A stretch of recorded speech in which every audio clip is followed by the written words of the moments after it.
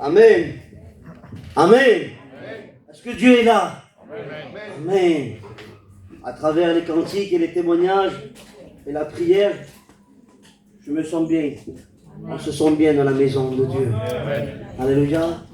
Je ne cache pas que je suis très fatigué. J'ai même demandé à Angelo de pouvoir dire, de prêcher ce soir. Et il a refusé. Ce soir, c'est moi. Amen. Dieu est bon. Dieu est bon. Amen. Et ce soir, il se trouve au milieu de nous. Alléluia. Il n'est pas venu ici ce soir pour te condamner ou te pointer de doigt. Non, non, non. Loin de là. Il est venu ici pour te tendre la main. Une réunion, c'est ça. Une réunion, ce n'est pas que des cantiques, des témoignages, frapper des mains. Merci Seigneur. C'est bien pour tout cela, parce qu'il le faut. Mais une réunion, c'est plus important que ça. Une réunion, c'est une main tendue à celui qui a besoin. Amen. Comme on dit tout le temps, alléluia, cet endroit-là, c'est l'urgence. C'est l'hôpital. Nous venons ici pour chacun a un besoin particulier. Tous besoins. Mais chacun a un besoin particulier, différent. Mais nous avons tous besoin du docteur. Amen. Amen. Et ce soir, le meilleur docteur se trouve au milieu de nous. Amen. Ce soir, tu es dans la liberté. Je suis fatigué ce soir. Alors, si vous entendez des choses, ne rigolez pas.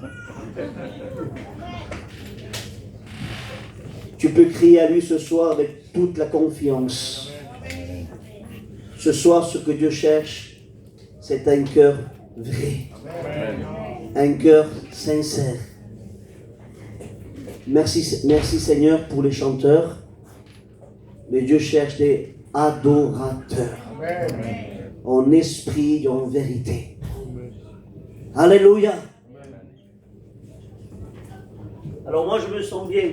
J'étais fatigué, je lui disais au frère, je veux prêcher très très peu. Je suis fatigué, mais Dieu fait ce qu'il veut. Alors j'ai quelques pensées qui me viennent dans la mémoire et se promènent dans mon cerveau. Alors je me suis laissé guider par l'esprit. Amen. Dieu m'a donné une direction. Alléluia. Mais nous savons que le meilleur prédicateur, c'est lui. Amen. Amen. Je ne sais pas prêcher, je ne sais pas parler, je ne sais rien faire. Je suis seule chose que je suis faire, c'est annoncer ce que lui me dit de dire. Amen. Je ne peux pas vous donner ce que je n'ai pas reçu. Je vous donne ce qu'il y a dans mon cœur. Amen. Amen. Souriez, Jésus vous aime. Amen. Souris, Dieu est là. Ne sois pas triste. Ce soir, c'est ta réunion. Combien de croient ce soir? Amen. Alors ce soir, je ne veux pas créer une émotion. Non, on ne la crée pas, l'émotion. Nous voulons ce soir l'onction de Dieu. Amen. L'onction fait changer de comportement. L'onction fait changer directement un cœur. L'onction transforme une vie. Et c'est ça qu'on veut ce soir. Que les personnes ce soir qui n'ont pas fait encore la paix avec Jésus-Christ, tu te trouves au bon lieu, au bon moment. Ce soir, cette réunion est faite pour toi. Amen. Et tu vas dire, mais comment pour moi? Oui, pour toi. Parce que Dieu connaissait ce plan-là avant la fondation du monde. Il savait à quelle place tu devais être assis et de quelle manière tu devais t'habiller. Il connaît tout de toi. Amen. Amen. Alors ce soir, je voudrais vous parler vite fait de l'amour de la croix. Amen. Amen. Amen. Ce soir, nous voulons réellement réaliser le principal de notre vie. Amen. La croix. Amen. C'est bien de parler du retour de Christ, il le faut. C'est bien de pouvoir avoir une connaissance à 4 étages, je ne l'ai pas. Merci Seigneur pour les personnes qui ont cette capacité. Moi, j'ai reçu une petite capacité, une grâce particulière, laquelle de pouvoir énoncer l'évangile. Mal dite, mal exprimée, comme Dieu veut le faire, mais il sera envoyé. Et le Saint-Esprit, si tu ne comprends pas ce que je suis en train de te dire, le Saint-Esprit te fera comprendre. Amen. Parce que c'est lui le meilleur prédicateur. Moi, je ne peux pas, je ne sais pas, je ne peux pas. Je ne peux rien faire. C'est lui qui convient de péché, de justice et de jugement. Moi, je ne peux pas ce soir. Je peux préparer un cœur. Je peux te ramener réellement où il y a la vérité. Je t'amène dans le chemin. Mais c'est lui qui va travailler ta vie. C'est Dieu. Nous sommes ici, les frères, avec les serviteurs, les candidats et le responsable pour te tendre la main. Mais nous ne pouvons pas te sauver. La décision vient de toi.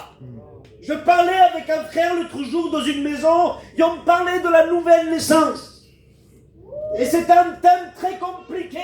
Pourquoi? Comment? Parce que l'homme ne peut pas l'acquérir. L'homme n'a pas la capacité de pouvoir lui-même avoir une nouvelle naissance. Je sors du message, Dieu connaît tout. J'ouvre une parenthèse.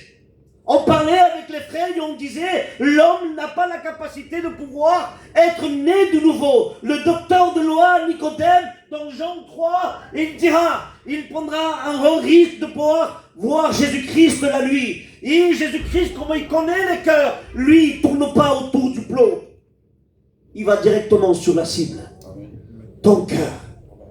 Il ne regarde pas ta capacité, il ne regarde pas ton intellectuel, il ne regarde pas ce que tu sais, ce que tu ne sais pas. Lui, ce que regarde, c'est ton cœur. Et c'est ton cœur ce soir qu'il veut. Dans la Bible déclare, il y a un verset qui dit, mon enfant, donne-moi ton cœur. Dieu ne veut pas une autre chose, il ne veut pas ta richesse, il ne veut pas ce que tu possèdes dans le monde. Il veut ton cœur, parce que ton cœur lui appartient. Il est à lui. Au moment que l'homme, Dieu forma Adam, il le forma parfait. La parole dit que le forma parfait. Rien en lui n'était imparfait. Tout était parfait. Son cœur était bon. Son cœur était bon. Il n'y avait point de méchanceté. La haine n'était pas. L'orgueil n'était pas. Il n'y avait rien. Il n'y avait que l'amour de Dieu. Parce que Dieu, quand il place quelque chose dans un cœur, il place l'amour. Et l'amour, ce soir, c'est lui. Ce soir, si tu n'as pas d'amour, demande-lui à Jésus. Ce soir, je te le promets, il est capable de changer les décisions. Ce soir, il est capable, dans un clic, de passer à la mort, à la vie. Ce soir, il est capable. Lui, il est capable, bien sûr, mais si tu ne le veux pas, lui ne pourra pas rien faire pour toi. C'est ta décision qui pousse Dieu à travailler dans ta vie. Je disais, la dernière réunion de jeunesse que j'avais fait, aujourd'hui, on prend l'habitude de venir aux réunions, de s'asseoir, écouter les témoignages, écouter les prédications, et on rentre comme on sort, vide.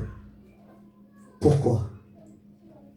Parce qu'aujourd'hui, on s'est habitué dans une réunion, venir aux réunions, et nous, on annonce Christ mort et Christ ressuscité. Et on annonce maintes fois que Dieu là, il est prêt à te tendre la main pour t'arracher des ténèbres, pour arracher ton cœur de pierre et placer un cœur de chair. Et on croit que ce soir, es un cuento de hadas. Comment se dit ça? Un conte de fées. On nous annonce un conte, une histoire. Ce n'est pas une histoire, c'est une réalité. Mon ami, si tu ne prends pas de décision, je suis obligé de te le dire. C'est une perte de temps. C'est cru, je m'excuse. Mais c'est une vérité. Ce soir, on ne veut pas ici que tu viennes occuper une chaise. Non. Nous voulons ici ce soir que tu viennes t'inscrire au livre de la vie. Amen. Amen. Comment le faire? Je n'ai pas la capacité pour moi-même de pouvoir m'inscrire. Tu n'as pas à t'inscrire, toi. Tu dois venir tel que tu es, mais avec une décision. Ferme, véritable, sincère. Et Dieu se plaît dans la sincérité. Dieu se plaît quand un cœur vient humilié, sincère, de la simplicité. Peut-être nous, on a déjà le regard sur lui. Regarde comment il est habillé. Regarde de quelle manière il est venu. Regarde ses cheveux. Regarde. L'homme est vite pour pouvoir juger. Nos yeux ressemblent à des mitraillettes. Sans pouvoir parler avec un regard, on l'a tué. Est-ce que c'est ça que Dieu nous appelle? À pouvoir empêcher les personnes de rentrer et s'asseoir dans une chaise? Est-ce que c'est ça l'évangile que les anciens nous appellent et nous enseignent? Est-ce que c'est ça qui m'a enseigné de pouvoir rentrer une âme qui a besoin de la grâce de Dieu, qui a besoin, qui est fatiguée et chargée? On voit sur son reflet le péché est là. Il est courbé. Et nous, on vient directement, ça y est, il est animé, il est plein d'esprit. Non, ce n'est pas ce but-là qu'on doit regarder. Ce qu'on doit regarder, qu'une personne s'approche, ouvre cette porte, on doit l'accueillir. Avoir ouvert, de donner la première place, ne pas lâcher à la dernière place. Si est possible encore, mon frère Boutat, lève-toi mon frère, viens mon ami, assieds-toi. Pourquoi je dis cela? Parce qu'aujourd'hui mon frère Boutat est sauvé. Et Dieu nous appelle à sauver les personnes. Nous, on ne peut pas les sauver, mais c'est donnant un accueil, montrer notre amour par la personne. Et si la personne rentre, elle s'assoit et n'en fait pas en cas à elle. On commence à parler avec les frères, avec les sœurs, on s'embrasse tout le monde. Et le frère, cette personne qui a besoin de la grâce de Dieu, est assis dans un coin. L'église, c'est pas une rencontre pour se rencontrer, les frères. Si tu veux rencontrer ta sœur, ton frère, parler avec ton frère et ta sœur, tu vas, tu l'appelles, tu vas chez lui. Et c'est pour accueillir les personnes. Amen. Un docteur, quand il vient dans un patient, quand il consulte une personne, il ne vient pas pour le visiter. Non, il consulte. Qu'est-ce que tu as? C'est quoi ton besoin? Quelle est ta maladie? Pourquoi tu es venu? Nous avons déjà les regards fixés sur lui. On va pouvoir le juger sans parler. Un regard fait tout. Parfois, un regard montre plus de choses qu'on parle. Si ou non? Et Dieu ne nous appelle pas à ça. Dieu nous appelle à accueillir les âmes. Parce que l'amour de Dieu veut que l'humanité se sauve. Merci Seigneur si on peut sauver notre peuple. C'est bien. Je parlais avec ma femme l'autre jour et avec le frère. Je disais, on veut prêcher par tous les côtés, visiter toutes les églises, partir là-bas, ailleurs, à droite, à gauche. Et si tu regardes derrière toi, toute ta famille est perdue. Tu es en train de prêcher à un tel, à l'autre personne. Merci Seigneur. Dieu nous appelle à pouvoir annoncer l'évangile. Mais quand Dieu a appelé à Noé, Noé prépara sa maison. Oui ou non? Il prépara sa maison. Il annonçait l'évangile. Il demanda, il disait que le déluge allait venir. Mais sa maison était prête. Et voilà ce que nous devons faire. Avant de se couper de l'un ou de l'autre, regarde ta maison. Est-ce que ta maison est sauvée? Moi je parle pour ma maison. J'ai un enfant de 15 ans, c'est très difficile. Moi et ma compagne, on pleure. On pleure. Parce qu'on sait que si c'est de nous-mêmes, aujourd'hui, on serait ici, assis dans cette chaise et ligotés. Mais par la force, c'est impossible. Dieu veut que tu viennes par tes propres moyens. Dieu veut que tu viennes, que tu reconnaisses ton besoin, que tu es pécheur et privé de la gloire. Que tu reconnaisses réellement que la solution à ta vie s'appelle Jésus-Christ.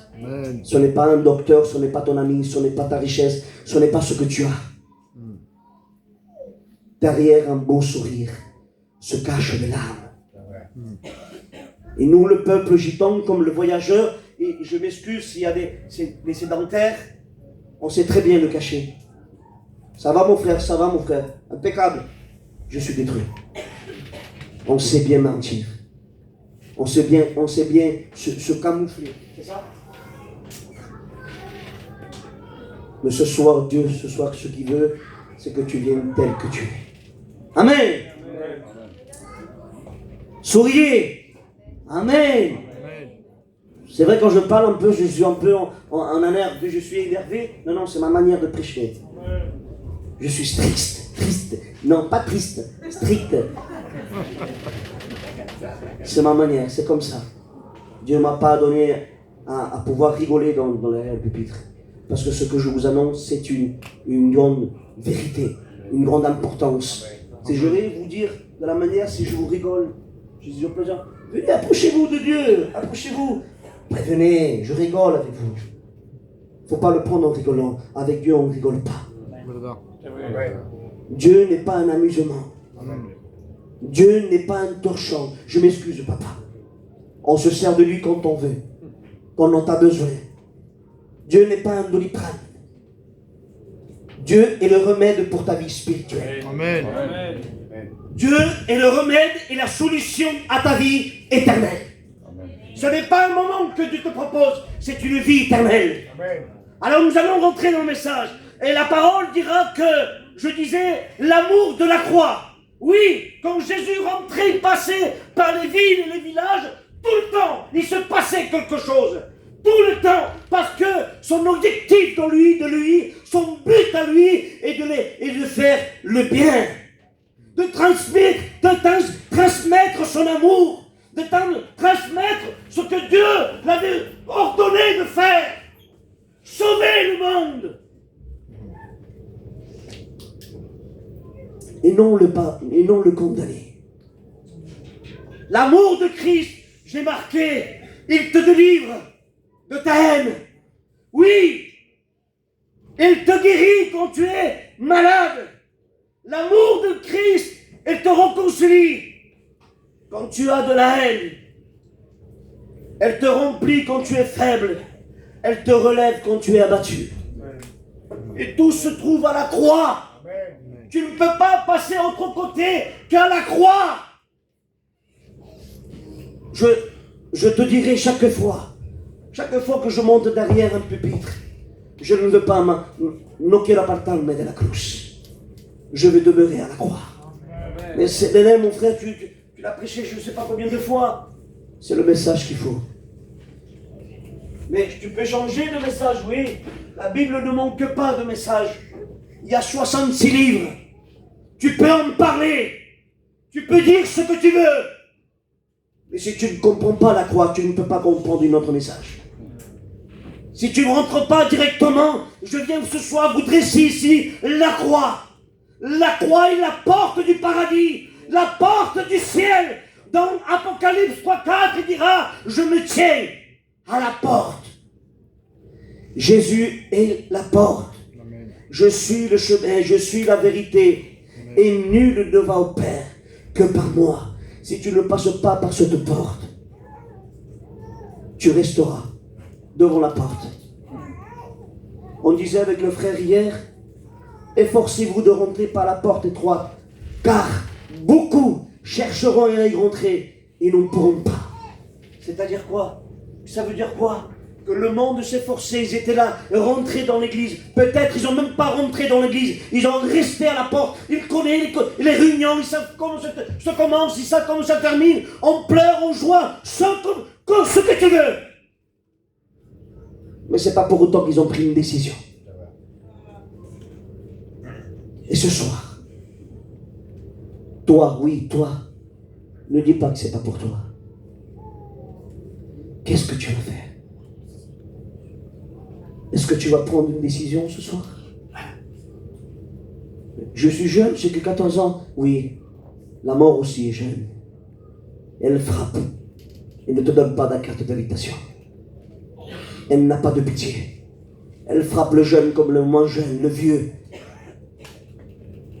Elle n'a pas de pitié. Il y a une personne ce soir qui se soucie de toi. Il veut ton bien, il veut te sauver. Il veut t'inscrire au livre de la vie. Nous sommes méchants. L'humanité, l'humain est méchant. On vous propose la vie éternelle. On vous propose quelque chose de concret, de vrai, de confort. Et on préfère rester dans les ténèbres. On préfère rester dans notre position et de ne pas accepter Christ. C'est fort. C'est fort. J'en parlais avec le frère. C'est fort. C'est incroyable comme le cœur de l'homme et de la femme est méchant. Je disais l'autre jour avec ma femme, en train de manger, je disais au jour de déluge, 40 jours de pluie. Vous imaginez? 40 jours, ce n'est pas 2 jours, ce n'est pas 4 heures, c'est 40 jours. Avant les 40 jours, à la semaine, les 15 jours, les 20 jours, pourquoi ils ne sont pas rentrés dans l'arche? Pourquoi ils n'ont pas pris la décision à la semaine, dans les 2 semaines, au mois? Allez, on va dire comme ça. Dans un mois, là a commencé que les flots montaient. Et le cœur de l'homme ne croyait pas encore. Ce n'est pas vrai. Et l'eau était là. L'eau montait. Et personne ne prenait de décision. Au moment que l'arche flottait dans les eaux. À un niveau, la parole dit que les niveaux des montagnes, les enfants, écoutez bien, les enfants, les vieillards, femmes, enfants, tout ce que vous voulez, criaient, ils frappaient à la porte. Ouvre-moi. Noé, s'il te plaît, ouvre la porte. Je péris. Impossible. Trop tard. Trop tard. Mais non, non, tu n'es pas encore parti. L'arche, elle est là. Il ne navigue pas. Il est sur la surface. Il est en train de flotter. Ouvre la porte. C'est trop tard. Et peut-être ce soir sera peut-être trop tard pour toi. Est-ce que tu es conscient? Peut-être ce soir, ça sera trop tard pour toi.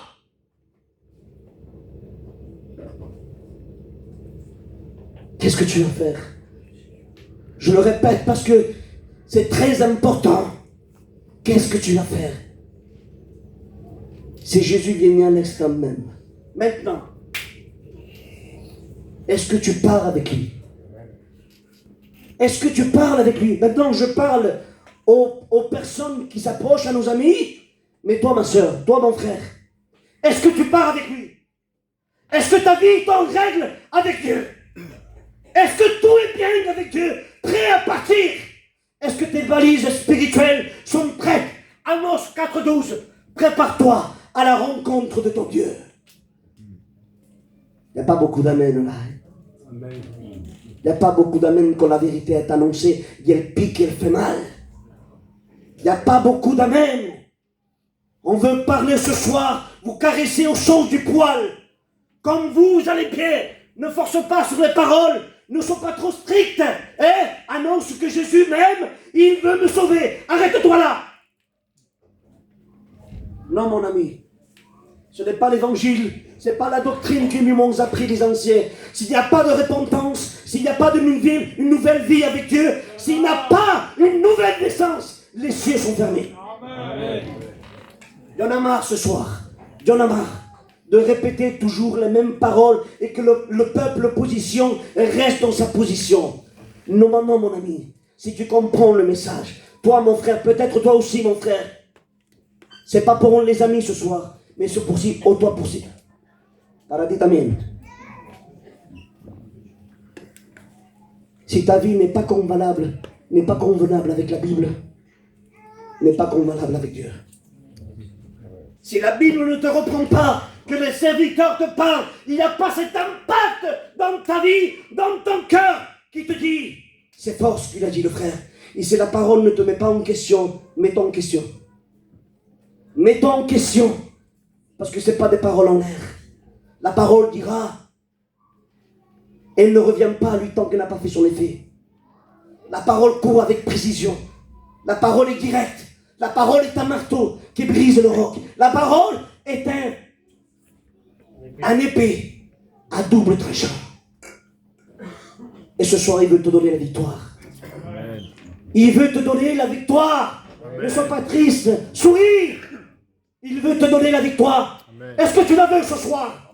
Amen. Ne dis pas avec un air triste. Est-ce que tu la veux ce soir? Amen. Il t'aime, lui. Il n'est pas si méchant que moi. Il t'aime, lui.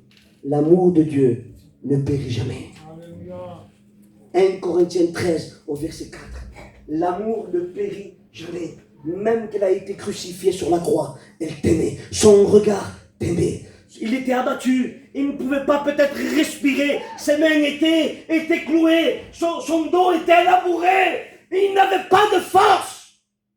Mais le brigand qui était à la droite du Père, il n'a pas passé par les eaux. Il n'a pas passé par la nouvelle naissance. Il n'est pas passé par le baptême du Saint-Esprit. Mais il a vu un cœur sincère, véritable et vrai qui voulait des dieux. Le baptême ne te sauve pas. Le baptême du Saint-Esprit ne te sauve pas. Mais ce qui te sauve à toi, c'est que tu vis avec Dieu. Amen. C'est une relation avec Dieu. Amen. Il faut que Dieu demeure dans ton cœur, non à côté. C'est dans ton cœur. Le brigand qui était à la droite du Père, il a dit seulement un mot, sincère et vrai. Seigneur, rappelle-toi de moi quand ton règne viendra. Et Jésus n'a pas hésité, au dernier souffle de sa vie, de pouvoir sauver une personne. Je te le promets, tu seras avec moi, aujourd'hui et demain. Je veux dire quelque chose ce soir. Peut-être, le frère ne le sait pas. Sous école biblique, il nous a dit ça. Quand Jésus lui dit au brigand, tu seras avec moi ce soir même, ce n'est pas à l'instant même. Parce que le brigand lui dit, rappelle-toi de moi quand ton règne viendra. Ce n'est pas à l'instant. Je le crois de tout mon cœur que là, il est dans le ciel d'Abraham, au lieu de repos. Oui. Le paradis encore, personne. Il n'y a personne au paradis. C'est au jour de jugement, quand l'Église partira, que nous devrons passer devant tous. Amen. Et toi, mon ami, est-ce que tu t'es posé la question si ton nom n'est pas inscrit au livre de la vie? Est-ce que tu t'es posé la question? Combien de temps tu viens mourir? Je me placerai devant Dieu. Il m'appellera par mon nom. Il y aura Jésus sur la droite du Père, notre avocat. Il intercède pour nous. Et là, les démons, tous les démons seront à la droite, à la gauche. Il m'appellera par mon nom. Je dirai mon nom. Il va vérifier si mon nom est inscrit au livre de la vie. S'il est inscrit, je partirai avec lui. Je monterai. Mais si tu n'es pas inscrit, Dieu pleure. Même à cet instant, il pleure. Parce qu'il ne supporte pas que la créature de Dieu, que Satan vienne lui faire du mal. Tu n'étais pas créé pour aller à l'enfer. Tu as été créé pour aller partir avec Dieu. Malgré la conséquence du péché, on dit que ce soir, les mots d'aujourd'hui, on dit que le péché est sucré. C'est fort quand même. Normalement, ça doit être amer. On ne peut même pas l'approcher. On a peur. C'est horrible. C'est infect. Mais aujourd'hui, c'est sucré. On donne même de la valeur au péché ce soir. C'est sucré, on aime. Moi, j'aime bien m'enrouler dans la boue. C'est ma nature. Oui, ta nature, ton corps a été pécheur. Oui, c'est vrai. Mais ton âme n'a pas été créée pour être dans l'enfer. Peut-être ta chair, mais pas ton âme. Ton âme a été créée pour partir avec lui. Amen. On ouvre une parenthèse. Vous êtes là? Amen. On va prendre un pourceau et on le met dans la boue. C'est son domaine, hein. Elle est qui chasse. C'est son domaine, les sangliers, les cochons. La boue, c'est son domaine, il se régale.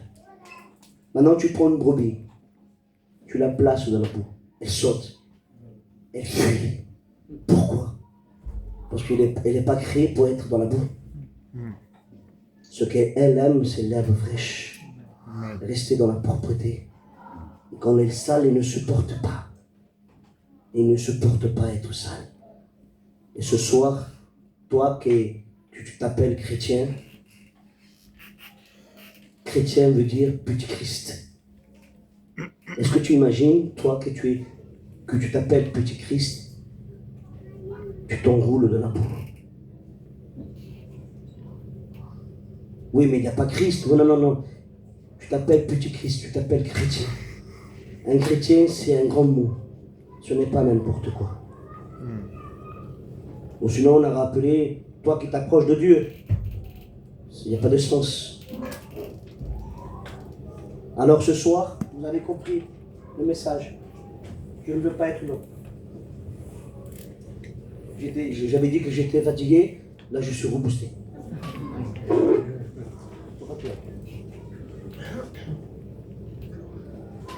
Est-ce que tu as compris ce soir le message? Amen. Ceux qui ont compris, lèvez la main.